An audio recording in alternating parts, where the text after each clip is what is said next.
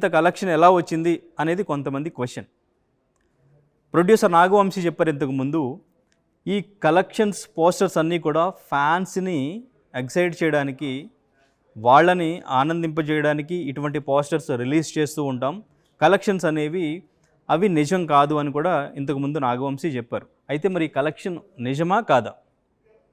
ఇప్పటికీ మనకున్న సోర్స్, మనకున్న ఇన్ఫర్మేషన్ ప్రకారం ఈ 2 రోజుల్లో థర్స్డే, ఫ్రైడే ఈ 2 డేస్లో కలిపి టోటల్గా ఆల్మోస్ట్ 39 గ్రాస్ అయితే వచ్చింది. అంటే నెట్ దాదాపు 29 వరకు వచ్చినట్టు 2 డేస్లో. ఓవర్సీస్లో కూడా 1.2 మిలియన్ దాదాపు, అంటే 10 కోట్ల పైగానే అక్కడ కూడా మంచి కలెక్షన్ అయితే వచ్చింది. అయితే బడ్జెట్, సినిమా బడ్జెట్కి సంబంధించి మొత్తం కూడా కాస్ట్ ఆఫ్ ప్రొడక్షన్, ప్రమోషన్స్ అంతా కూడా కలిపి దాదాపు 130 కోట్లు బడ్జెట్ పెట్టి మూవీ అయితే తీశారని చెప్పేసి మనకున్న సమాచారం.